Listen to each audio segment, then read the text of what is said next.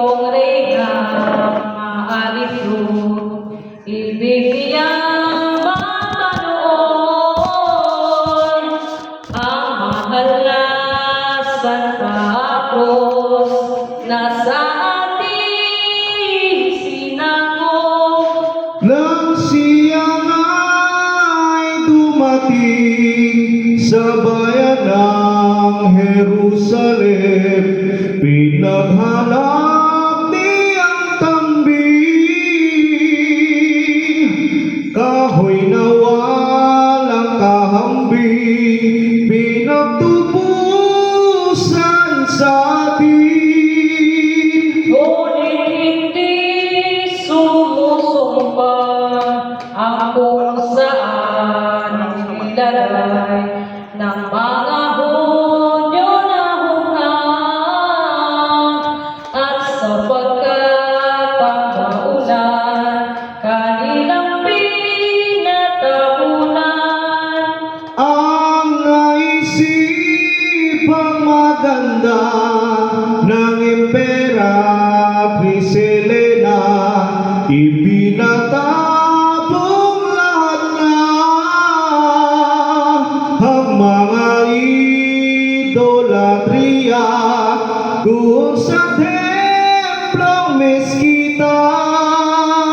Iniwasan, isinabog, yaong simbahan ni Venus, ipinatibag ang mundo. Nang bumalik may sumipon, mahal na libing ni Jesus. Sa sipinding baunan ng mananakot sa tanan, doon naman ang sukungan, yaong kamahal-mahalan, krus na kinamamatayan. At ang krus ang nabuhat, sampung doon ay kasama, ngunit hindi mapagsiya ng tao at makilala ang krus ni Kristo na Ama.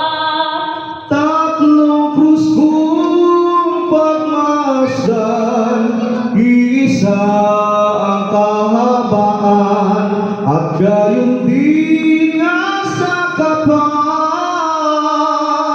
kaya hindi mapubuhay ang kay Jesus na maalam. Kaya nga amin nagaling nitong reyna masintahin, sinangguni niyang tambing, si San Macario Bituhin, obispo sa Jerusalem. Ano pa ang minamaganda ng obispo ni Helena? Doon may isang senyora, tatlong naghihingalona, at papanaw ang hininga. Isa-isang inilagay, isinipin sa may dahya, at tatlong krus na natural, sa dalawa'y walang tunay na nagbigay kagalingan. Ngunit ang krus ni Kristo na isinakop sa tao, Nang siyang malapit kuno, nakagaling na totoo sa nanghihingalong tao. para nangagtaka ang tao na nakakita, himalang walang kapara.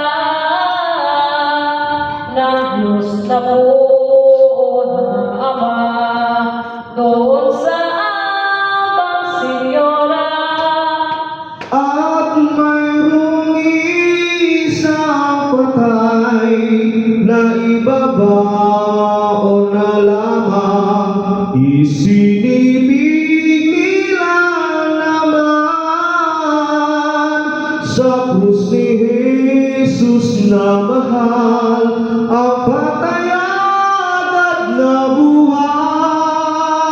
Doon na nakilala na pagsino ng lahat na ang krus na maligaya na isinako sa sala ng ikalawang persona. Agad na ngang iginalang, pinuri at niluhuran, pasasalamat na tunay, nila sa pong may kapal, dito sa tuwang kinamtan. Nakaluan di nagkaisa, loob ng maraming hasa, na di mapagwanila, na kung anong kahoy baga, yaong krus na maganda. Ang iba'y olibo, palma na ng ibang doktor, sipres, anis at makaryo, ang ipinasiyang totoo, yaong ang kahoy na sentro. Ako'y nakatuwa-tuwa, ibinuhay pangwang-awa, ang dinanamatang bisa. Nakapawid, nakawala, sa sakit na taong madla. Kalahok din at kasama ang krus ng ating sala, apat na pakong maganda, sa kamay sampu sa paa ni Jesus na buong Ama. Tunay nga hindi pagaya ng mga santos propetas na iyong pag-uayapan. Ang ibang bihis at patas, siyang nagsabing sumulat. Lalong nagpasakit nito ang ina ni Constantino, apat ang pakong totoo na ipinako kay Kristo ng makalilong Hudyo. Sapagkat nang makuha krus ni Jesus na Ama ng Emperatriz Helena,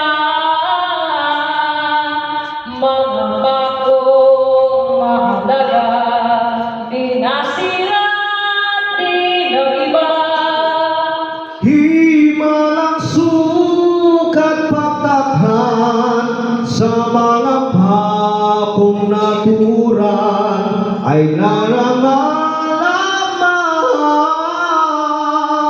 sa gayon kahabang araw na ibinaon sa hukay.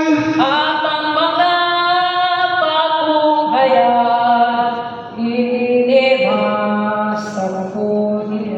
sampunin ni Hetas ay kinakawa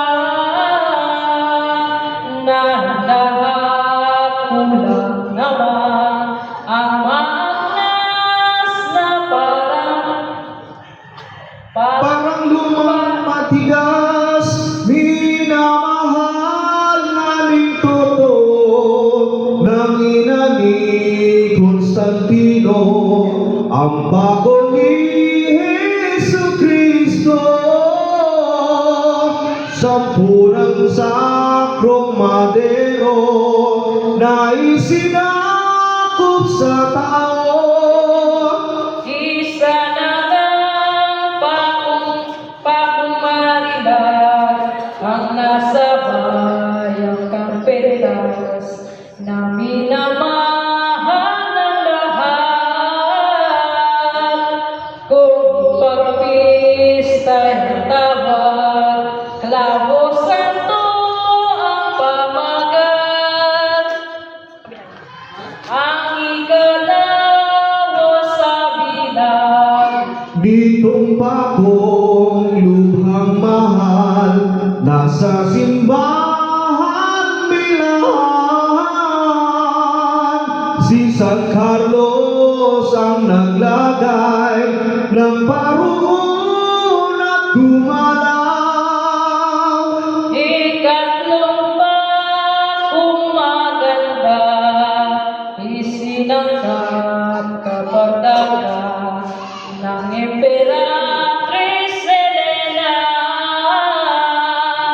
sa marikit na diadema ng buktong na anak niya. Ang wika ni San Ambrosio, bagong ika-apat ni Kristo, ipinamatapong totoo ng ina ni Constantino sa dagat na Adriatico. Dahil sa bayo sumasal, halos ang bayan matunaw, kaya ihinapo naman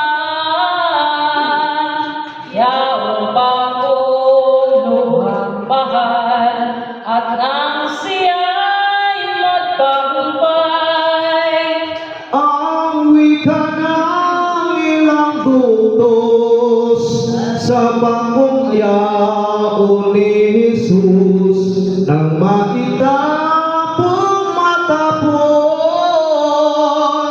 sa tubig ay di lumubog, himala ng buong Diyos. At ito'y bagong mahal, ang salamat tinitiwan, ang nasa Paris na bayan,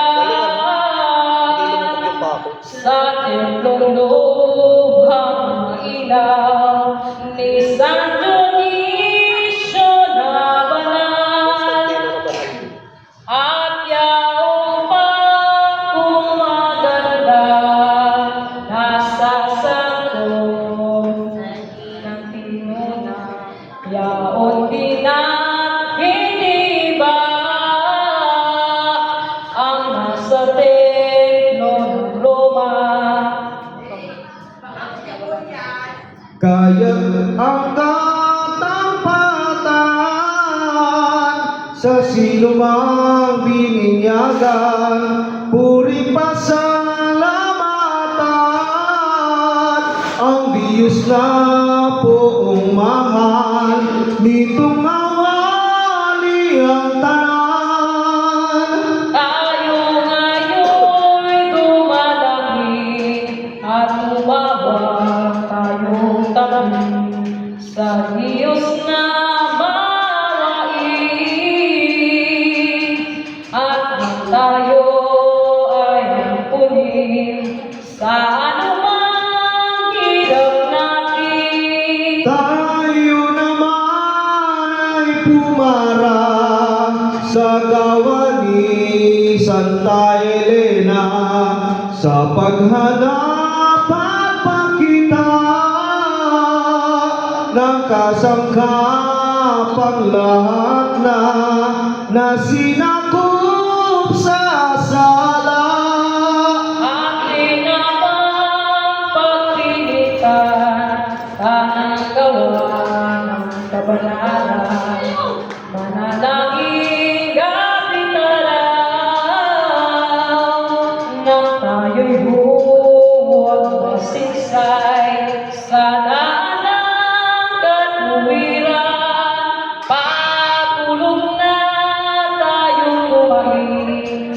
mahal ng Birhen, yamang siya'y mawain, nang tayo'y huwag masigsayin sa daan ng katuwiran. Pagtulog tayo'y tumain sa mahal na Birhen, yamang siya'y mawain, nang tayo'y ipanalangin sa Diyos na buo natin. O maaring masaklolo, inanang beno-beno, ngayon ko'y pakinggan mo. Ito'y pagtawag sa iyo, naming sanarin ng tao. Alang-alangin ang mahal sa iyong kapinhatian, nang makita mo't matingnan ang mahal na pagkamatay ni Jesus, anak mong tunay. Inyong idalangin kay Jesus, anak mong iliw, ng kaniyang patawarin ang salaang gawin sin na mga nagawa namin. Kapag ikaw ang hirang, Birhen ka linis-linisan, ang humingi ng anuman, hindi ka pagkakaitan ni Jesus, anak mong mahal. Kaya pabirheng malag, inang walang makatulad, magdalitan at maghabag, ipagtanggol kami lahat sa mga dalitang hirap. Sa Diyos ang magmahal, idalangin kaming bigyan ng pagsisising matibay, tanang aming kasalanan at magandang kamatayan. At sa oras ng pagdating niyong kamatayan namin, kami po't inyong dalawin sa kinuluhan at halili sa hirap natin tiisin. Yayamang ikaw na lamang, Birhen ka linis-linisan, ang binawawang muntiman ng lasang malakay Adan, nitubos ang tinakpan. At ang aming kaluluwa, kung kami mamamatay na, ay kunin mo ipagsama at mag-aming buhawa sa kaluwalhating glorya. Ang paghukom ng ating Panginoong Hesukristo sa sanglibutang tao. Ang winika si San Mateo sa kanyang ebanghelyo, walang pagsalang totoo, aniyan si Hesukristo mula mananaog dito. At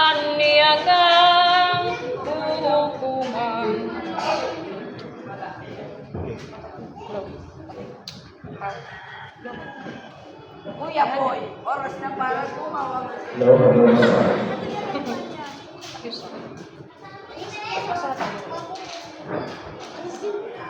Kaniyang ang hukuman buong sangkatauhan, ngunit hindi malalaman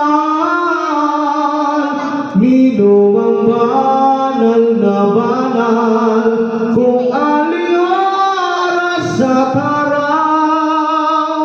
Subalit hindi sasala itong ipagparito niya, iyong pamauna-una. Kanyang ipinagbalya sa mga santos propeta. Kaya nga ating tinitig sa buong salmos ni David, itong araw kong sumapit, pawang magugulong pilit ang lupang sampo ng langit. Na kay Moises ay iabot ang 10 utos ng Diyos,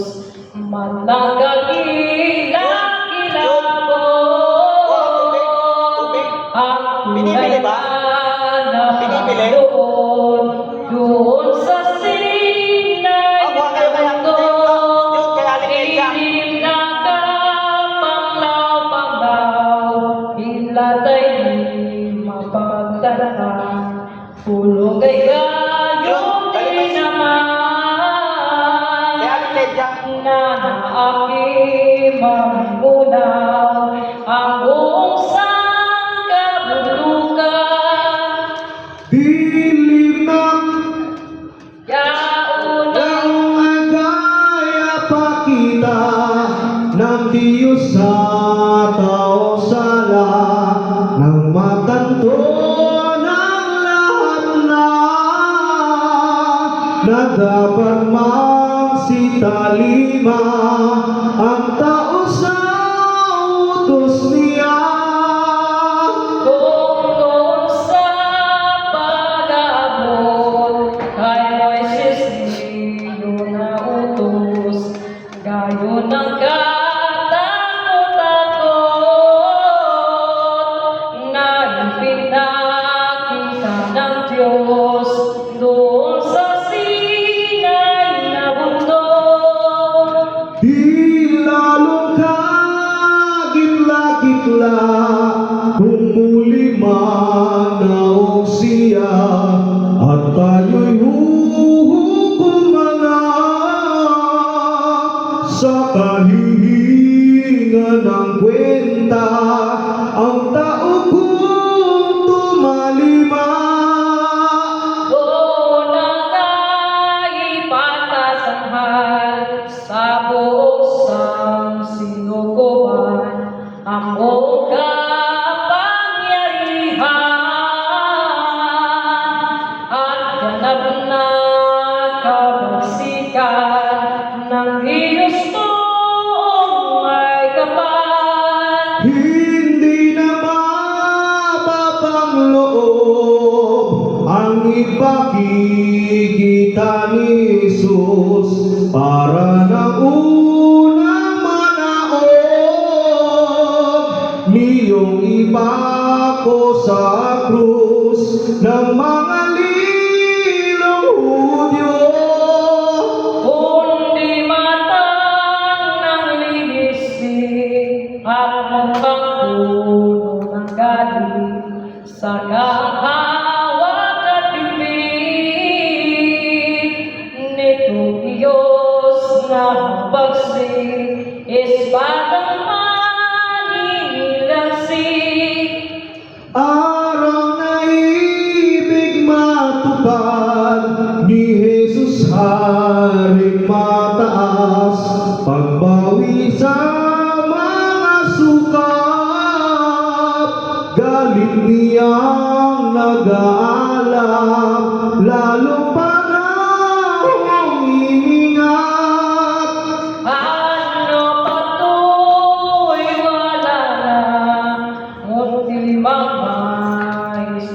niya at ang pananangaliya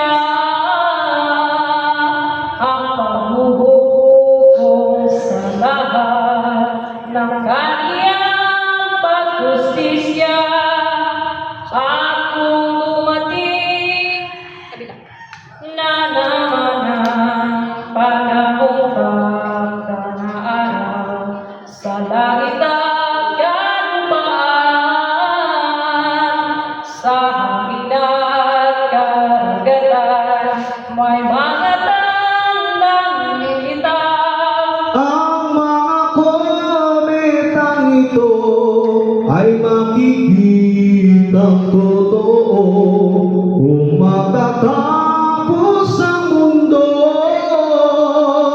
Ano ba't ang madlang tao para parang magugulo at ang araw na masilang ay magdidilim na agad at ang sang maliwanag mamumulang dihamak dugo ang siyang katulad. At ang bituin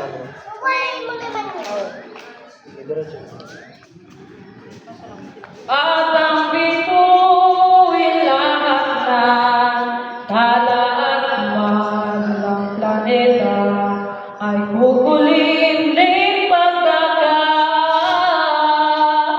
Tuloy naman mag-iiba sa dating tahanan nila. Ang aking mga hulog sa lupa ang tanang astros, tantong kakilang-kilabot ang mailap na hayop sabay ay magsisipasok.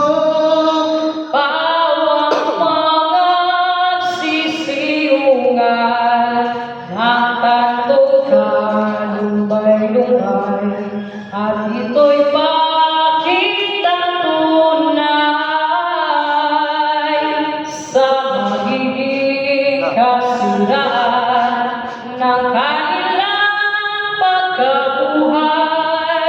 Sa dagat magsisibangon, matataas na daluyong, kagitla-gitla ang bugong, ang lupa'y manilinggatong, halos tampunan ng alon. Sa aking mapapakinggan, ang malaking kaingayan ay parating magigigla. Ang katulad ay kabagay, ehersitong nag-aaway. Katakot-takot ang kidlat, hulog ay lubhang malakas, lintik ay mananambulat, ang bundok at mga gubat para parang mag-aalap. Magugulong di kawasan ang mga tao sa lupa. Ang lahat ay mamumutla. Hindi mabibigas ng bilang at mga wawalang iwan.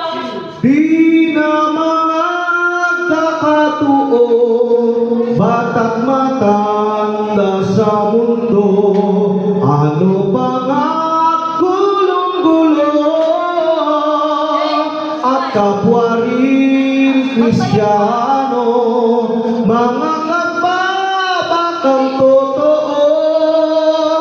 Ngunit at ito'y hindi pa nasulat na bansa ang lalong kagitla-gitla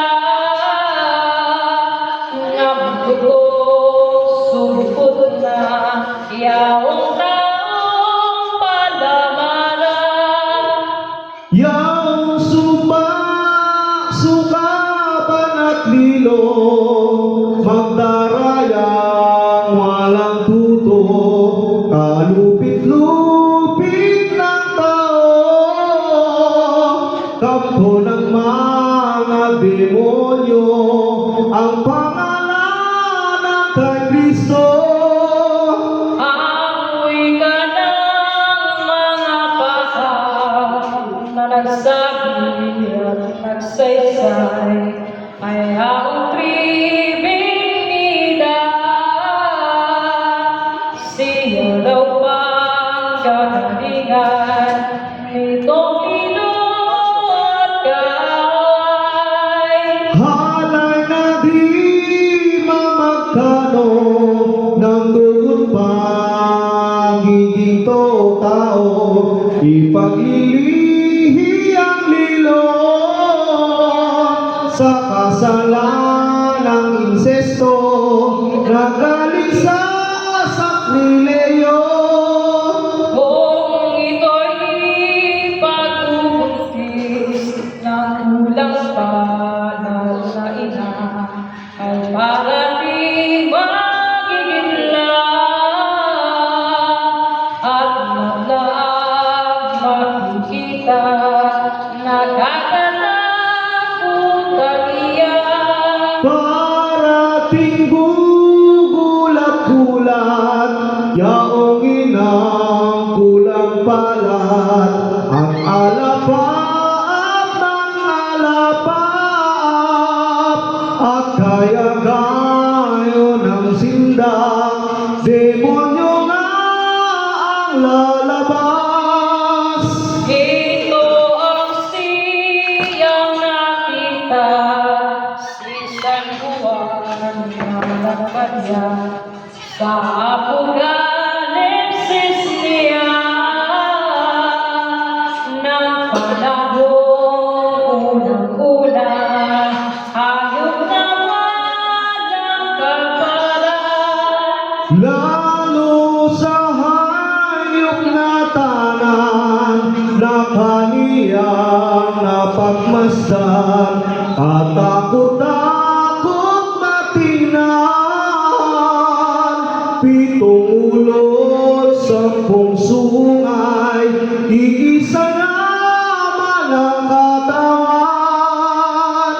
Doon na halimbawa, kapangyarihang dakila, nitong waluping na diwa, nang siya'y paniwala, nang ibiglaw sa lupa. Gayo ng sambit pahayag ng mga santos propetas, kaya naman isinulat ng mga evangelistas sa Ebanghelyong Marilag. Ito'y pagkakalooban ng Diyos sa kapasyahan, ugawa ng kababalaghan, at kaniyang matatangtan ang yaman sa kalagatan. Dalawang papel na lang. Matatapos na. Dapat alas 3. Bagalan ko pa po. Pinilisan nyo. Bagalan ko pa po. Babalik. Babalik ng konti. Mga ilang pages. Tingnan mo. Ayan ang wakas. Nag-iba po kasi kami ng tono ng madaling araw. Pinilisan nyo.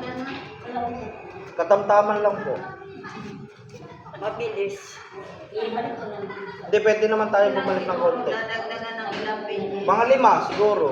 Oo. Okay lang yan. 5 page po.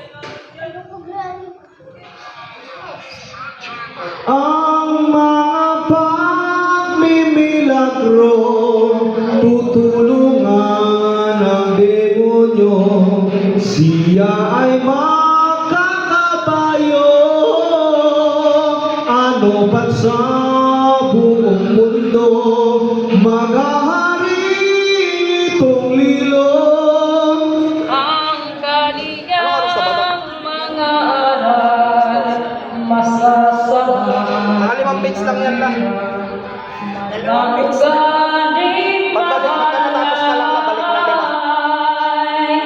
5. ipagbabato sa talan, siya'y ang sa Kristiyang tunay, ang lahat niya. Nakasama mamamansag na propeta, hihibuan ang lahat na nagmagsisampalataya sa lihis na aral niya. Ang sinumang sumalansang ay sa kaniya'y pagkinaparurusahan ng isang matay para ng batil na tunay. At ang mga masunurin sa gawang hindi magaling, kaniyang papapalain na tumalikod na kambing sa Diyos na buo natin. 3 taon itong hayop na tutulungan ng Diyos, umaral na likod buktot, at saka naman sisipon si Elias at si Enoch. Itong dalawang propeta, mahagaray sa lahat na ng hindi mapalamaran ng tatawag kaluluwa ng tanang anak ni Eva. Balik po ako. Kung manantot maalam na ni Kristo mula. Sandali lang yan. Ang mga nananaray, Umpisa sa aral lang. ipangaral po. pagkuhan, habang Sa aral po. Alang na aral. Masyadong pagkuhan, ano lang kasi nag-goal na pinakita. at sa gagawin Laging lang ako sa simbahan na ako Hindi, siyempre, alam mo na. Makita lang kita masaya na ako. ang bangkay nitong dalawa, Hindi, balik tayo sa aral. matalastas. Aral. Ang unang litra'y Asunsyon. Yan ang mga veterano. Halos sa pagalitan ka. Pagalitan ka. Hindi, alam ni Lola yan.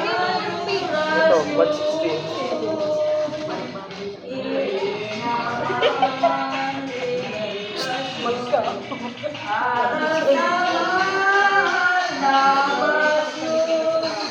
Ito ang titinanawa ng matatang at gasa, mapagtanim sa kapwa, di kumantin aaway nga, mapangalang siya'y dusta. Kung ang katwalang totoo, mapagpalalong totoo, sa Panginoon mong ito, bago'y malupit ang tao, walang halagang gaano. Kung gayon ang iyong tigang, kantong nagkakamali ka, ang mababa ay maganda, siyang ikagiginhawa, may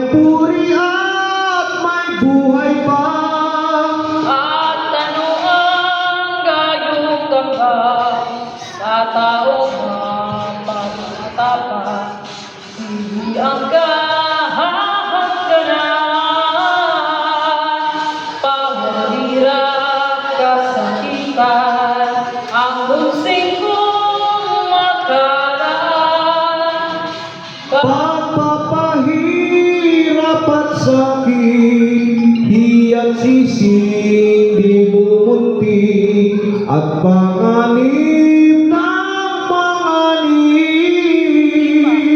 lalo kung sala'y malupit, ang lahat ay umiinit. At huwag kang maglililo sa iyong kapwa-tao, para ng hayop sa damo. Ngayon sa oras na ito, kamahalay ayunan mo. Sa iyo ay isinangka ang karamdaman intensyas. Katawan mo ay malakas, nabibigay ka ng lahat, alok sa hayop ulan. Wala Kang nang makabagay, bain mo ay magkatimbang, malakas ka matapang, lang nagsakit, bulit niya lang, sa iyo'y makabubuwal. doon umapagtuturo ang iyong pagkapalalo, na walang kahalong biro. Parang pagkahoy na tuyo kapag karang ay buko mo. Kung mamatay ka man, mga yupa pagmangkata, sa abang mo ngang sa abang, malakas ka magbalita, daig ka ng mahina. Ito na pag-aasan mo, kaitan walang tuto, tunay sa pagtatalo. Parang kang hayop na gago, sa apoy ka isusubok. Ang gawin mong katampatan, ang loob na kababaan, na malinis at mahusay. Huwag kang mapalatungayaw sa Diyos na alang